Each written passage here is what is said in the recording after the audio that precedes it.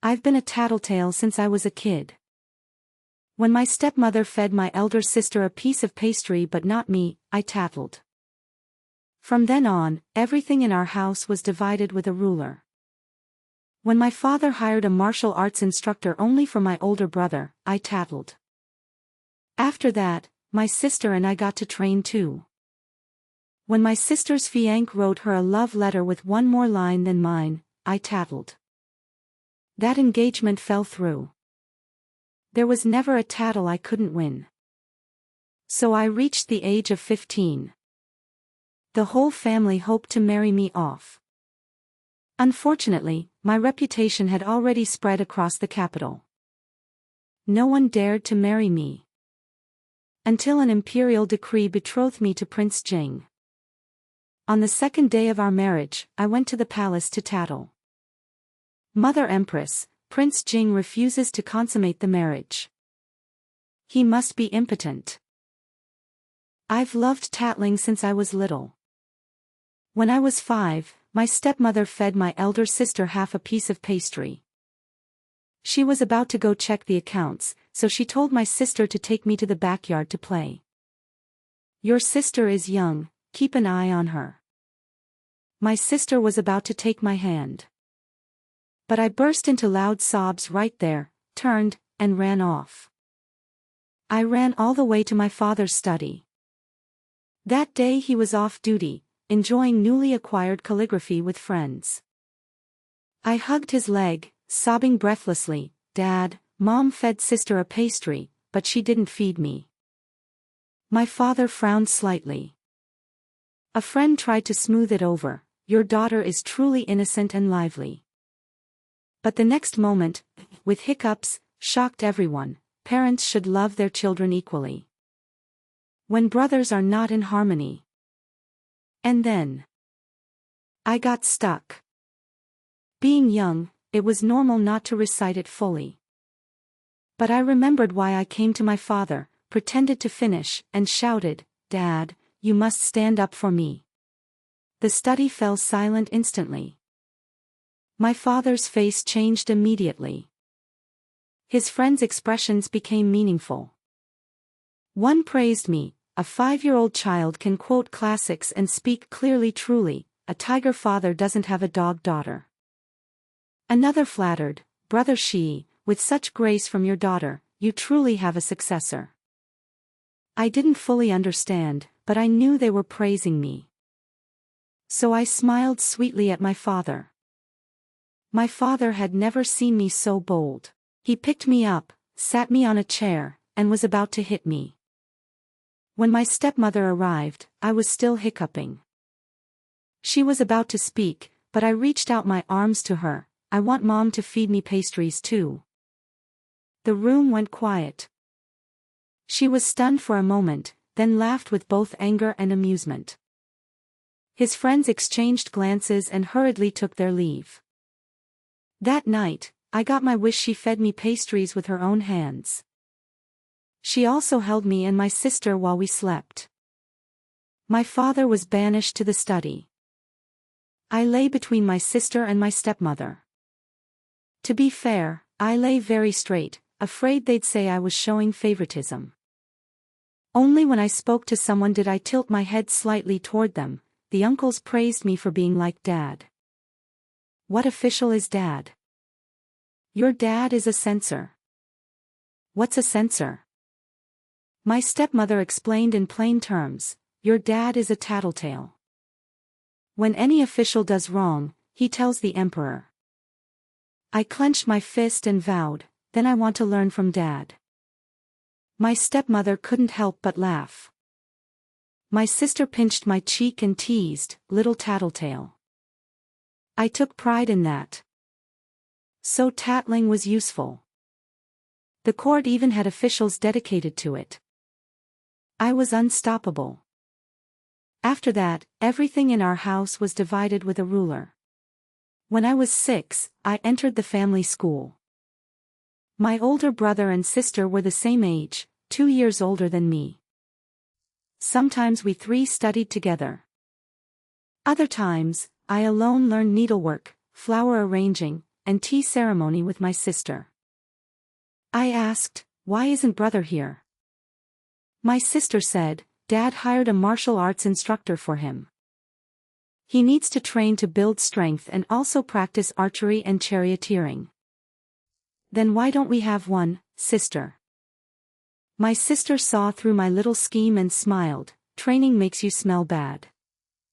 Last time brother finished and wanted to hug you, you complained. Forget that." "But if it's bad, why does Dad still make big brother practice martial arts?" I pressed on. "Because big brother is a man, and the 6 gentlemanly arts are a must-learn. We girls don't take the imperial exams anyway. Does big brother need archery and charioteering for the exams later?" My sister glanced at me, her face turning serious. She thought for a moment before answering. "The civil exams don't test archery or charioteering, but big brother will need them at the academy. They're part of daily assessments. We won't go to the academy, so we don't need to learn them." "What you said isn't right." "What's not right?" I had already caught the flaw in her words, and I was thrilled. "Sis, you first said learning martial arts was to practice archery and charioteering early. If archery isn't required for the exams, why does he need to practice? And if it's just for fitness, why can't we girls get fit too?" My sister was stumped, left speechless. Excited, I asked for leave from the embroidery instructor, then grabbed my sister and marched off to tattle to our mother. The moment I entered, I threw myself into her arms. "Mom, Dad's being unfair." Mom touched the 2 little buns on my head, exasperated. "My dear, what now?" Worried I'd mess up the explanation, my sister quickly laid out the situation. I added, "Last time, sis and I caught a cold from the wind, and I heard you crying at night. I don't want you to cry anymore." My sister immediately threw herself into Mom's arms too. "Mom, my sister and I want to get fit too. We don't want you worrying about us." Mom thought for a while, then agreed. "All right, I'll talk to your father." I never knew what she said. The next day, Dad agreed. But he walked strangely, like when I'd scraped my knee. Curious, I asked the nanny by Mom's side. "What's wrong with Dad?" She covered my mouth. "Little ancestor, you're too young. Don't ask about what goes on in the bedroom." From then on, my sister and I could train together. After 3 months, I got a shade darker. My sister's horse stance was steadier than big brother's. The only downside was that after training, my hands shook when I held an embroidery needle. I got pricked countless times, and I started feeling indignant again. It's unfair. Why doesn't big brother have to learn needlework? I turned around and tattled again. The whole family negotiated with me one by one.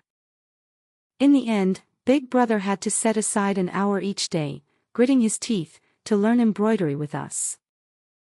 Of course, he ended up getting hooked. When he was tired from studying, he'd hide in the study and embroider handkerchiefs. His stitching was better than mine and my sister's. But let's not dwell on that, or Dad would lose his mind if he found out. When I turned 14, my sister was 16. She had looks, talent, and everything else, yet she still wasn't betrothed. That was because Dad had been promoted to censor-in-chief. To put it nicely, Dad was so upright that he feared any hint of cronyism. My sister's marriage needed careful consideration. To put it bluntly, Mom grabbed Dad by the ear. "It's because you've made so many enemies out there. A wonderful girl like Warner can't find a suitable match." In the end, it was Mom's elder brother who made the introduction. A newly minted imperial scholar, handsome and talented. From a prestigious Jiangnan family, disciplined and clean. The two families met and were both delighted. The 6 rites of betrothal began. The night before the betrothal ceremony, we held a banquet at home to honor my maternal uncle. The wine flowed, and everyone was in high spirits. I stood up, raised my cup, and toasted my uncle. My uncle had always favored only big brother. He'd once advised Mom, Wan Shu and Feng Ji are daughters. They'll marry out eventually. Why spoil them so? He Yan, though a concubine's son, will be the pillar of the Shen family. Don't neglect him for the girls. When he said that, he never considered that my sister was the daughter his own sister had carried for 10 months and nearly died to give birth to. From then on, I often clashed with him. Mostly by adding salt to his tea and bitter lotus to his soup. Anyway, my stepmother wouldn't really punish me. So when I did this, he was so pleased his beard practically curled up with joy. Before I could even speak, he put on his elder's airs and started lecturing me. Fengji, if you want your uncle to find you a good match, you should learn to be as obedient as your sister. I gave a cold, fake smile and a light snort, then said with false sweetness, "Oh, really? I wonder how uncle found such a good husband for sister. My future brother-in-law is perfect in every way, except for one thing." I spoke slowly, dragging out my words, piquing everyone's curiosity. My uncle asked, "What's the flaw?" I kept them all hanging, then finally said, "He's biased." That word hit a nerve with my father. His temples started throbbing. The moment "biased" left my lips, he knew exactly what I was up to. But before he could even stand to stop me, I had already whipped out 2 flower-patterned love letters from my sleeve, unfolded them, and shook them with feigned hurt. These are both love letters. Why did he write one more line to sister than to me? If that's not bias, what is? My sister let out a snort of laughter, breaking the silence at the table. All eyes turned to her, and she realized she was supposed to be sad right now. But even as she dug her nails into her palm, she couldn't stop the corners of her mouth from twitching. As for me, my eyes welled up, and I actually burst into tears. Because my sister was pinching my hand. It hurt. Father ordered eldest brother to take the letters and examine the handwriting closely. As an imperial censor, he had seen everything in court, but right now, those 2 letters made him tremble with rage. Eldest brother helped father sit down. Maybe it's just a misunderstanding. A sharp slap cut off my uncle's excuse. My stepmother rose, walked up to him, and struck him across the face. "Get out." No one had expected our usually graceful and composed stepmother to resort to violence. My sister and I quickly gathered around her. "Mother, mind your hand." I took her hand, the one that had hit him, and saw her palm red and raw. My heart ached. These were the hands that fed me snacks and lulled me to sleep. How could she dirty them for someone like him? My sister ordered a maid to fetch medicine and personally applied it to mother's hand. My stepmother said coldly to father, "Husband, don't worry about my pride. What matters is giving Warner and Fonger justice." With that, she took us and left. The engagement was called off. But some things couldn't just end there. For the next day, at midnight, in the dead of night, my sister and I met under the wall outside our compound. We were both dressed in black, looking highly suspicious. Just as we were about to throw punches, she recognized the nail marks on my hand, the ones she'd left. "Sister, it's me." "Elder sister, what are you doing?" "I wanted to buy you some osmanthus honey lotus root, but I forgot the shop was closed." "And you?" "I was craving those chestnut pastries from the shop east of town, but I forgot it was closed too." "Ha." We looked at each other, then up at the moon. At this hour, what shop would be open? Such a flimsy excuse. Realizing that, we exchanged a knowing smile and swiftly scaled the wall. As soon as we landed, we heard rustling sounds from outside. We hid in the shadows, waiting. When the figure crept over the wall, we grabbed him from both sides. I quickly pulled off his mask. My sister gasped, "Eldest brother. What were you doing?" He waved his hands frantically. "I didn't get to do anything. I went to that scoundrel's place in the west. Some enemy of his must have gotten to him first. His right arm was broken. Then I went to Uncle's house in the east. No, wait, we've cut ties, so it's Mr. Lin's house now. He got up to use the privy, and with his bad eyesight, he fell and broke his leg. He grumbled with envy, 'Someone beat me to it.' Then, his suspicious gaze turned to us, 'What about you two?' I wanted to buy you osmanthus honey lotus root, but I forgot the shop was already closed. What about you?' I was craving those chestnut pastries from the shop east of the city, but I forgot they were closed too, haha." We looked at each other, speechless, then both raised our heads to gaze at the moon. It was the dead of night. What shop would still be open? That excuse was way too flimsy. Realizing that, we exchanged a knowing smile and quickly scaled the wall. No sooner had we landed than we heard rustling sounds from outside the wall. My elder sister and I warily ducked into the shadows, waiting to catch whoever it was. When that person stealthily climbed over, we grabbed him from both sides. I quickly ripped off his mask.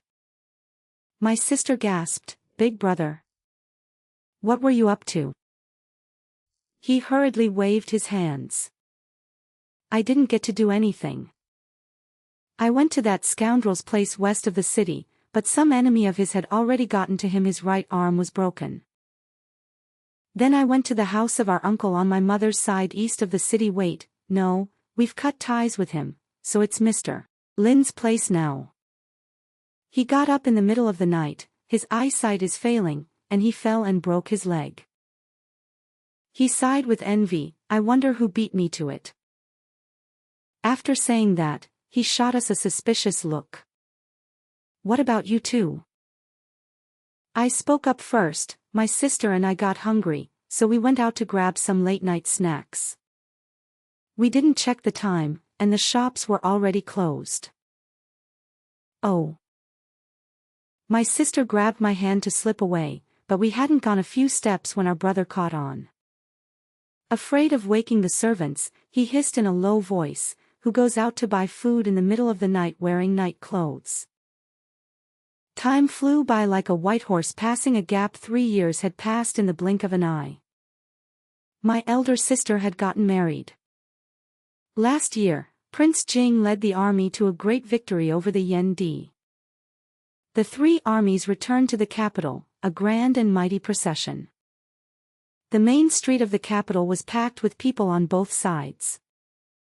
Prince Jing had a cold, handsome face and an aloof demeanor. Everyone was too afraid to throw their sachets and handkerchiefs at him, so they tossed them to the deputy general beside him instead. My sister and I had staked out a good spot to watch the spectacle, but we happened to run into Miss Chiu, my sister's nemesis. Miss Chiu was usually measured in her words and actions. But this time, she deliberately brought up my sister's failed engagement. The engagement hadn't gone through, and the man had lost a hand. She started spreading rumors that my sister was a jinx who brought bad luck to her husbands, which was why their family had called off the wedding. This was the last straw, utterly intolerable. That night, my sister and I snuck into his house and broke the man's right hand again, the one that had just healed. Actually, my original intention was to break that scoundrel's 3rd leg. But my sister is just too kind-hearted, so she didn't let his family lose their heir. After Miss Chiu goaded her with a few words, my sister challenged her to see who could hit the deputy general more times. Whoever hit him more would win. Once my sister's competitive spirit kicked in, there was no stopping her. Even my brother was no match for her. I couldn't hold her back at all. Other girls threw their sachets at the deputy general's chest. But my sister used hers like a hidden weapon, aiming straight for his helmet. Every throw hit its mark, leaving Miss Chiu stunned. The deputy general, breaking the military rule that forbade looking around, raised his eyes toward us. He turned out to be a strikingly handsome young general. When he saw my sister, a flash of admiration crossed his eyes. My sister was equally stunned. Not long after, Miss Chiu sent us sisters an invitation. At the Chiu residence, we met that young general again. Miss Chiu apologized to my sister. Only then did we learn that at the tea house, Miss Chiu had deliberately provoked my sister. Her elder brother had fallen in love with my sister at first sight before he went off to war, but when he heard about her engagement, he was afraid that approaching her rashly would ruin her reputation. Luckily, that marriage hadn't gone through, so he could only beg his little sister in letters to play matchmaker for him. The marriage went smoothly. After my sister got married, it was just me and my brother at home. Over the years, my reputation as a tattletale had spread all over the capital. After I came of age, not a single suitor came knocking. My mother cried in my ear every day, worrying herself sick until her hair turned white. But unexpectedly, an imperial decree of marriage came from the palace. I was betrothed to Prince Jing, the war god. On the day I was to be married, my mother and father wept in each other's arms. I knew they felt sorry for me. So I tried to comfort them. "Father, mother, I'll often." "My girl," my father interrupted me, "once you're married, you can't go around filing complaints like you used to." My mother said tearfully, "Your father is right. Once you marry into a high-ranking family, there's no one to protect you." "My child." My sister said worriedly, "I heard Prince Jing was ambushed and injured his leg, and his temper has changed completely. If you're wronged, send word to me, and I'll avenge you." My brother-in-law coughed awkwardly beside her and said helplessly, "Darling, I'm still here." Prince Jing was his master. My sister shot him a glare, and he immediately fell silent. My brother was not good with words, but he just looked at me with red-rimmed eyes. But I knew he loved me. Many of the quilts I took with me were embroidered by him. For some reason, I felt a bit sad too. But when my father and mother repeatedly warned me not to file complaints anymore, lest I bring trouble to the family, my sadness immediately vanished. Since Prince Jing couldn't walk well, his younger brother, Prince An, stood in for him to receive the bride. Prince An overheard all the fuss from my family, looking intrigued. Only after I promised not to file any more complaints did my parents finally let me out the door, and we barely made it in time for the auspicious hour. But I didn't keep my promise. On the second day of our marriage, I went to the palace to file a complaint. "Mother Empress, Prince Jing refuses to consummate our marriage. He must be impotent." Prince Jing, rushing over in his wheelchair, was pushed by someone, his eyes blazing with fury. "Shenfengji, what nonsense are you spewing?" 6. I immediately put on a pitiful look. "Mother, he's yelling at me. If he treats me like this in front of you, imagine how he treats me when you're not around. Mother, you must stand up for me." With a smooth series of moves, I threw myself at the Empress Dowager's feet, burying my face in her knees and fake crying. Prince Jing sat stiffly in his wheelchair, utterly dumbfounded, as if he'd never seen such a shameless person in his life. The Empress Dowager said sympathetically, "Good child, get up quickly, the floor is cold." She tried to help me up, but I'd been practicing martial arts with my brother and sister since childhood. How could a woman of the deep palace pull me up? "If mother doesn't grant me justice, I won't get up." "All right, mother promises you." Only then did I rise, and from an angle the Empress Dowager couldn't see, I shot him a triumphant smile. Having grown up tattling, I knew how to handle him. You. Prince Jing was so angry he couldn't form a complete sentence. The Empress Dowager coughed, cleared her throat, and said tactfully, Liner was nearly injured in a vital area, but the imperial physician diagnosed that it wouldn't affect his ability to have children. Of course I knew that. My elder sister, for the sake of my lifelong happiness, had forced my brother-in-law to inquire around in a roundabout way. I wasn't reassured, so I spent money to bribe Prince Jing's household physician. If he had that kind of problem, even if he were the emperor, I wouldn't marry him. But who said tattling had to be based on truth? At home, my stepmother and father doted on me, taking even the smallest matters to heart. But here in the palace, the Empress Dowager was Prince Jing's birth mother and my mother-in-law. If I complained that Prince Jing wouldn't consummate the marriage, she would only blame me for not being considerate enough to have displeased him. So I decided to make a big scene. Even if I didn't get what I wanted, he wouldn't get off easy. Then why won't Prince Jing consummate with me? Is Fengji as ugly as a saltless face, or lacking in virtue? I put on a miserable performance, tossing the question back to the Empress Dowager.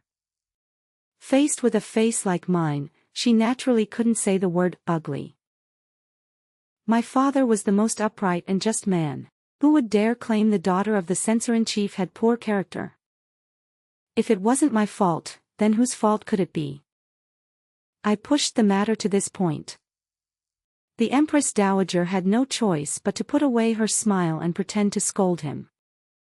Liner, tell me, why won't you consummate with Fengji? Prince Jing defended himself. Last night Qing Yuan was sick, that's why The Empress Dowager casually hurled her teacup at him. It shattered into pieces, splashing tea all over his robes.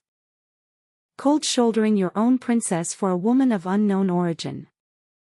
If word gets out, aren't you afraid of being laughed at? This time, the Empress Dowager was genuinely angry.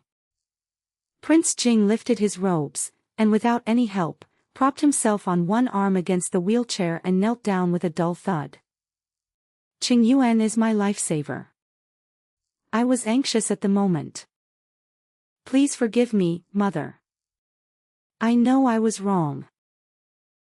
The Empress Dowager held my hand and asked, you see, how else should he be punished? Mother will decide for you. The moment he knelt, the Empress Dowager's heart had already softened. Now that he dutifully admitted his mistake, she wouldn't punish him further. Only a fool would follow her lead. I took 2 steps to stand beside Prince Jing and knelt as well. Prince Jing is grateful and repays kindness. What fault is that? Fengji was ignorant of the details and jumped to conclusions. Please punish me instead, mother. The Empress Dowager looked gratified and had the palace attendants help us up. You're both good children. Since it's a misunderstanding, it's good to clear it up. But in the end, this matter is Liner's fault. Mother will punish him by not allowing him to leave your side for more than 3 steps this month. How about that? Thank you, mother. To compensate me, the Empress Dowager added 30% to the original gifts. On the carriage ride back, Prince Jing was furious. Sharp-tongued and full of twisted arguments.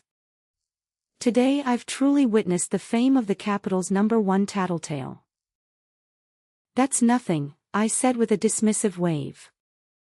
When I was 5, a friend of my father's praised me for citing classics and speaking with clear logic, saying my father had a worthy successor. But as for you, Prince Jing, I added, turning to mock him, everyone says you're not one for women and that you're always proper and reserved. Who knew you've mastered the art of keeping a hidden beauty? I'm impressed. His eyes darkened, and he seemed about to say something, but he held back, only warning me, Qing Yuan is just staying at the manor temporarily. You'll be the princess, and the two of you will have nothing to do with each other. This so-called idealized old flame, even my brother-in-law doesn't know the full story. He's hidden it well. I gave a snort, which I took as agreement, and turned away, lifting the curtain to look at the street. There wasn't much to see, really. I just didn't want to look at his face anymore. It was annoying. But he let out a soft, inexplicable laugh, loud in the quiet carriage. I turned and shot him a glare, and he instantly resumed his composed, dignified air. Humph. All men are the same. Even my father, who's terrified of my mother, still took a concubine and had my older brother and me. How could I expect a prince like him to marry only one wife? Better to rely on myself than on others. I, Shen Fengji, am determined to be a tattletale. After all, my reputation isn't worth much anyway. 7. Back at the manor, I had just changed out of my court robes when the Empress Dowager's reward started arriving in a steady stream, carried into the courtyard. I waved my hand grandly and ordered the servants to prepare the carriage. Prince Jing, who had changed into casual clothes and was heading to his study, heard my order and frowned. What are you doing now? I used his own words against him. Within 3 steps. He stared at me, and I stared right back, not about to back down. After a moment, he gritted his teeth and ordered his attendants to push him along. The carriage stopped in front of the most famous jewelry shop in the capital. Prince Jing looked up at the sign that read Jinqiang Pavilion and frowned. Didn't the Empress Dowager just reward you with a bunch of jewelry? I snorted. You know those were gifts from her to me. You haven't even apologized yet. I turned and walked off, reminding him again to stay within 3 steps. He had no choice but to order his guards to push him after me. Today, I'd been tortured by that heavy court robe, so when I went out, I only cared about comfort. I wore a dress made at my mother's house. The fabric was soft and comfortable, but not particularly luxurious. Among the elegant customers in Jinqiang Pavilion, I looked a bit shabby. Even though I came in with Prince Jing, the shop assistant only hovered around him. Tattling. Tattling. This situation definitely called for tattling. I'm here to pick out jewelry, so why is your assistant only serving my husband? I demanded. Or is it that the staff of Jinqiang Pavilion look down on people? The manager quickly glanced at Prince Jing and immediately apologized. It's our assistant's fault for not recognizing a distinguished guest. Please accept our apologies. He then shot a look at the assistant. Why don't you show our honored guests to the private room? Once inside, the assistant brought tea and refreshments. The manager personally presented a brocade box and opened it. Inside was a luminous, smooth purple jade bracelet, with a soft, misty purple hue, cool and silky to the touch. At first, I just wanted to make Prince Jing spend some money to vent my frustration. But now, I genuinely loved this bracelet. Prince Jing's tone softened. Since you like it, keep it. But just as he finished speaking, 2 burly men barged into the private room. The shop assistant at the door was blocked outside. As the 2 approached, a pungent wave of cheap perfume hit my nose. The newcomer snatched the jade bracelet from my hand. I caught a faint, barely detectable smell of musk and game. The owner's not playing fair, the man said. We brothers have money. You should have brought out goods like this earlier. I casually sized them up. Both men had piercings in their left ears. Combined with the smell they tried to mask with perfume, this was no coincidence. Even though they wore the robes of our great show, inside they were still uncivilized barbarians. I quietly stepped back a few paces, positioning myself in front of Prince Jing. The shopkeeper quickly said, "I'm sorry, honored guests, but this jade bracelet has already been reserved by the customer ahead of you." Oh. The man's attention shifted to me, and when he saw my face, he seemed intrigued. "This young lady is quite a beauty. I thought the capital was full of nothing but painted dolls." He reached out to pinch my chin, but I stepped back, dodging his hand. "You flatter me, sir," I said, lowering my eyes and softening my voice. "It just so happens I didn't bring enough silver today. It seems fate favors you too with this bracelet." The two men blinked, probably not expecting me to be so accommodating. I pressed down on the armrest of Prince Jing's wheelchair, signaling him to stay still. "Shopkeeper, let these two gentlemen have the bracelet. I'll find something else out front." I called out, and the guards outside immediately came to push Prince Jing's wheelchair. Seeing the guards, the two men finally backed off. But as I walked out, a lewd whistle sounded behind me. My ears are sharp. I heard the other man whisper in a low voice, "Don't cause trouble for the saintess. Don't ruin her big plan." I ignored it. Once I was in the carriage and the curtain fell, I let out a breath. Prince Jing and I exchanged a glance, and we both blurted out at the same time, "Yindi people." Prince Jing curled his lips into a smile. For someone usually so cold-faced, he actually looked a bit warm.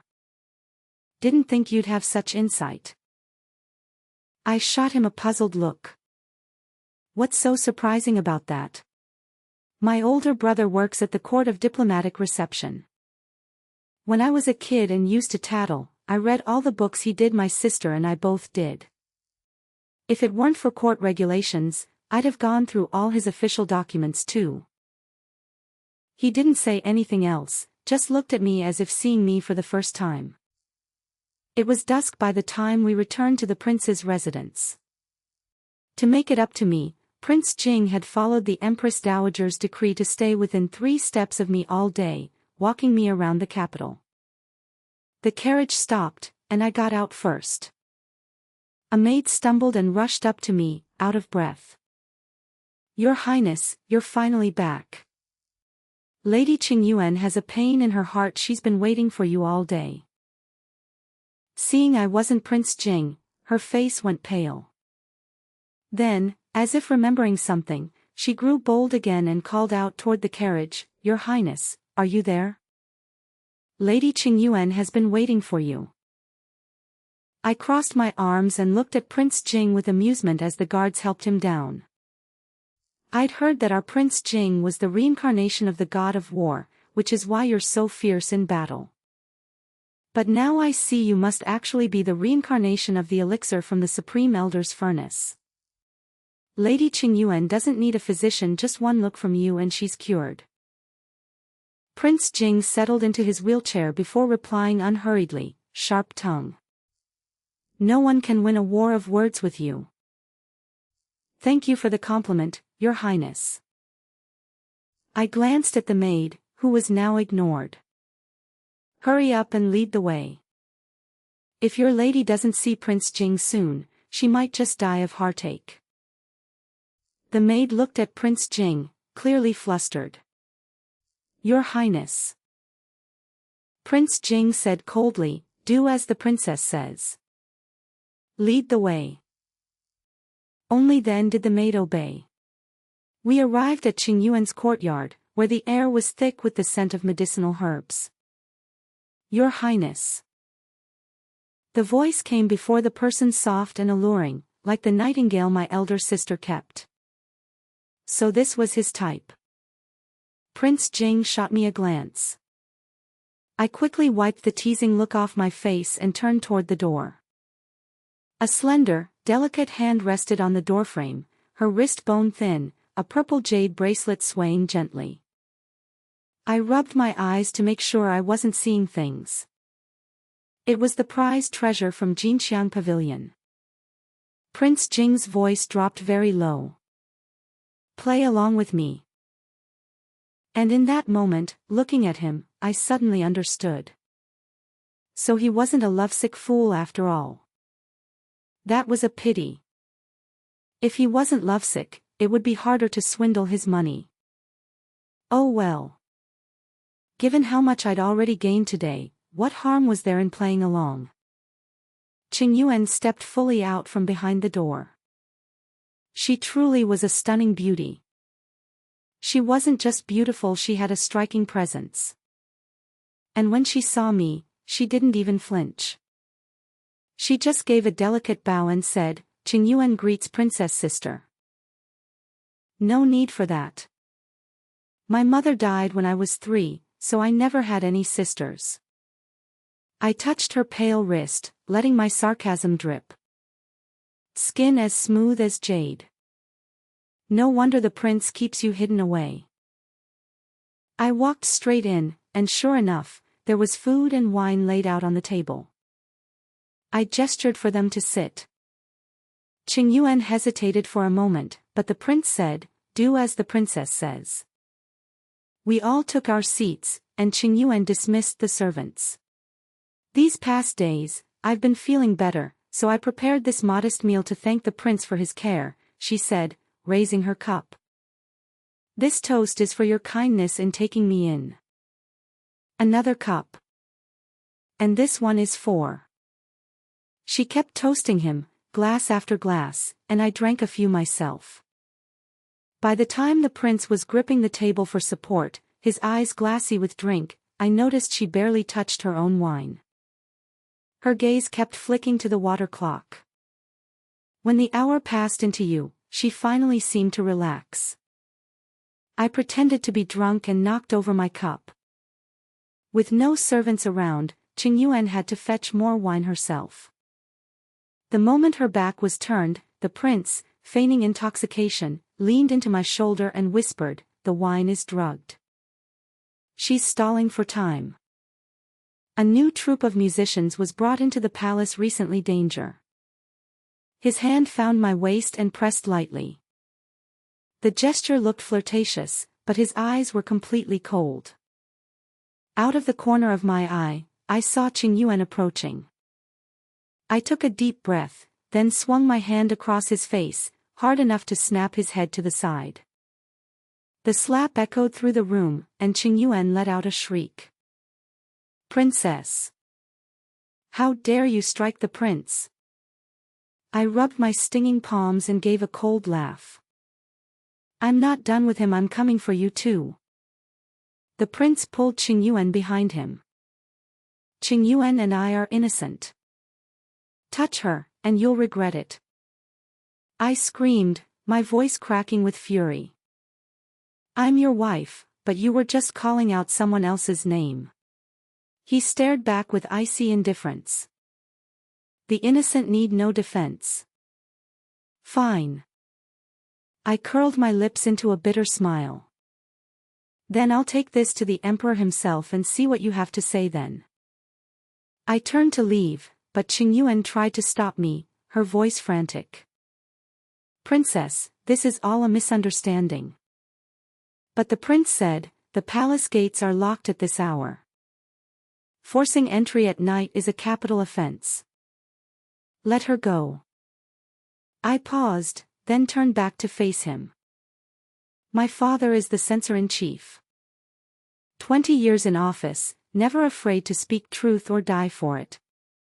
I'm a daughter of the Shen family, and I won't tarnish his name.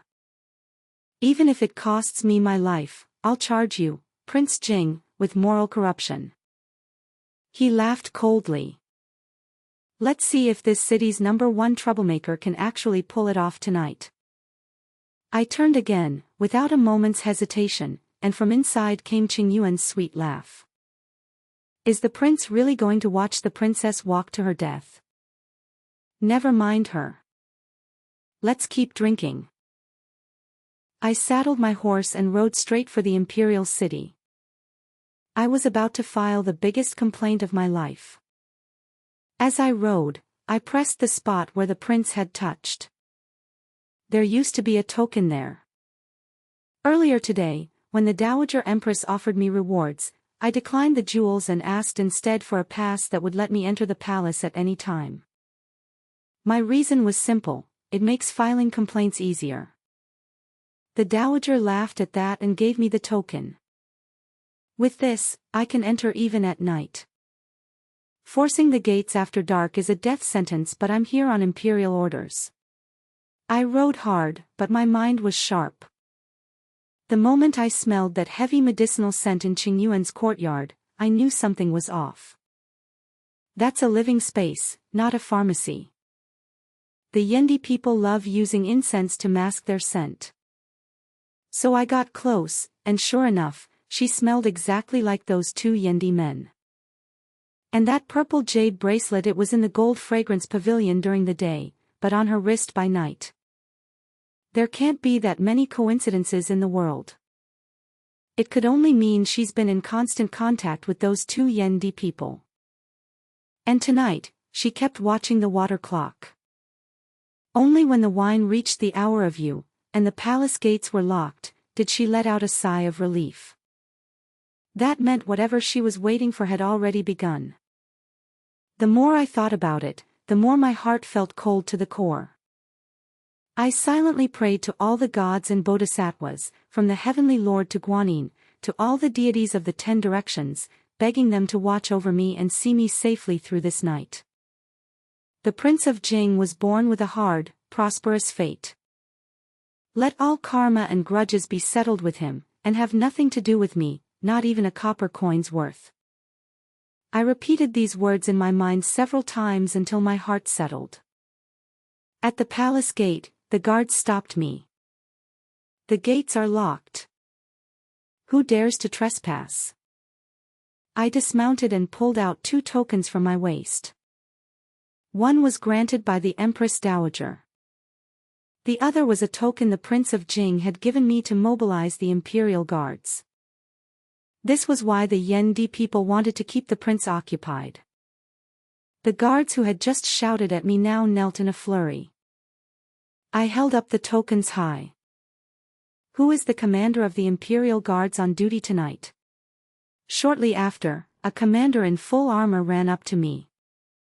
I am the Princess of Jing, here on orders to report to the emperor. Please, General, escort me. The commander looked baffled, but he followed orders. Once we were in a secluded spot inside the palace, I quickly revealed the truth. I didn't dare speak openly for fear of leaking information. Please, General, hurry to save His Majesty. The general was skeptical. If I've lied, you can have the emperor punish me later. But if we delay and His Majesty is harmed, not even 10 of your heads would be enough. That finally shook the commander. He immediately gathered his men and rushed to the emperor's aid. The general also assigned 2 men to stay by my side, supposedly for protection, but really to keep an eye on me. When we reached Huichang Hall, it was already chaos.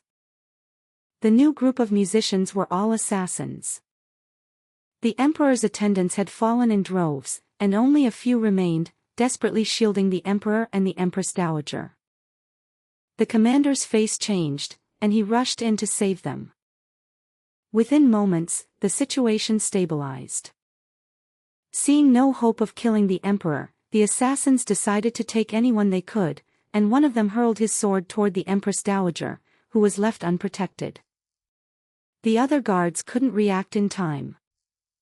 With quick eyes and quick hands, I kicked up a sword from the ground, caught it, and deflected the blow.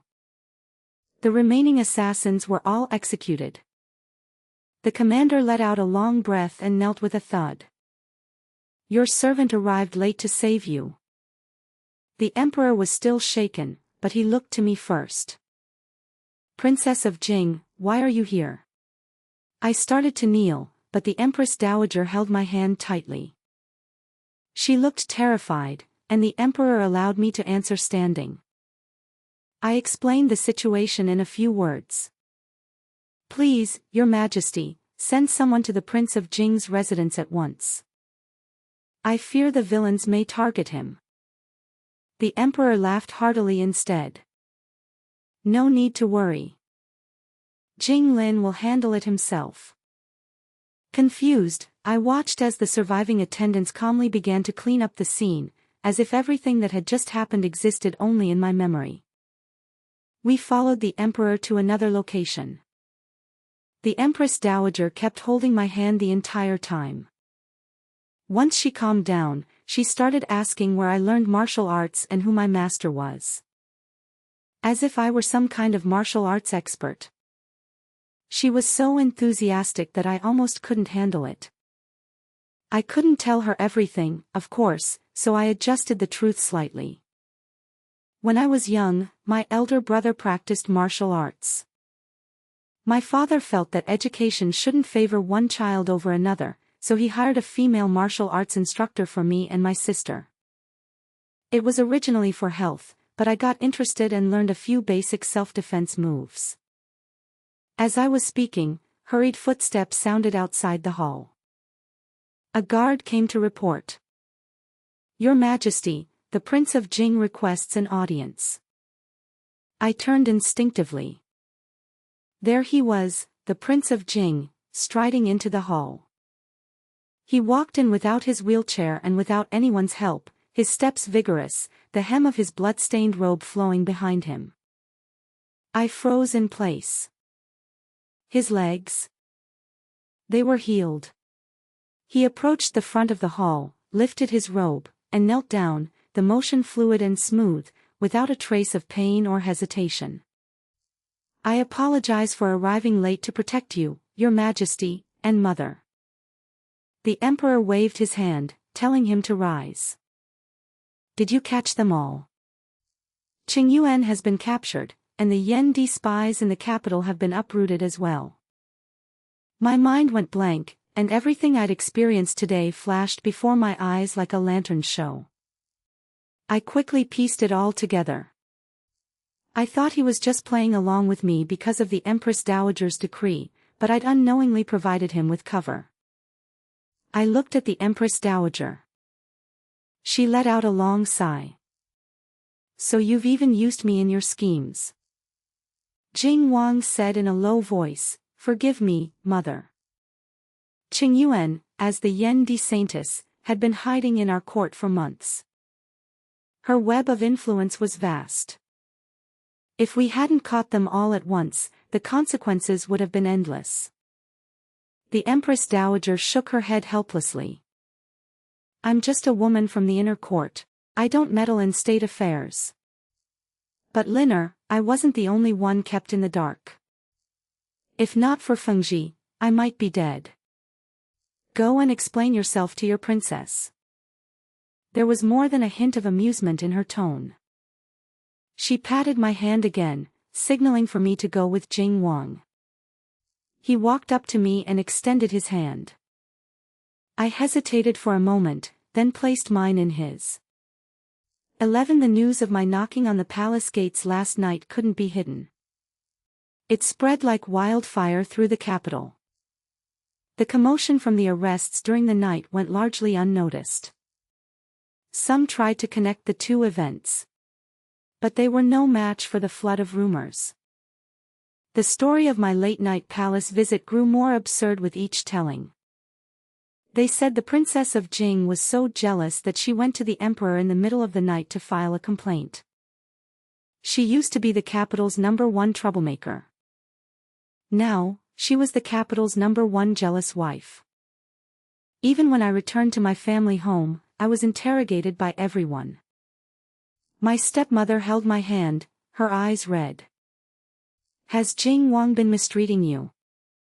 My elder sister immediately rolled up her sleeves. If he's been bullying you, I'll go beat him up right now. My elder brother stayed silent, but he turned and started looking for a sack.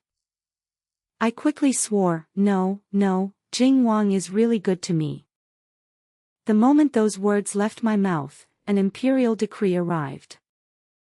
It said that the Princess of Jing had rendered meritorious service in protecting the emperor last night, and was rewarded with 1,000 taels of gold, 100 bolts of fine silk, and countless treasures.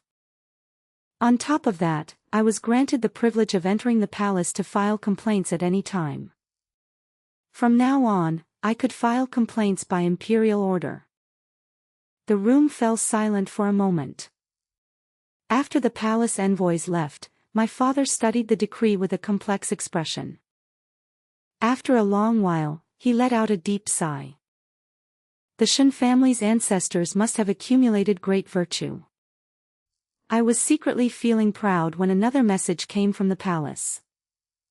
Princess, please come quickly and talk some sense into him. The prince has gone to the palace to file a complaint. My entire family was stunned. Apparently, he knelt before the emperor and lodged a complaint against those spreading rumors in the capital. He said they were slandering the princess's reputation and demanded the emperor do me justice.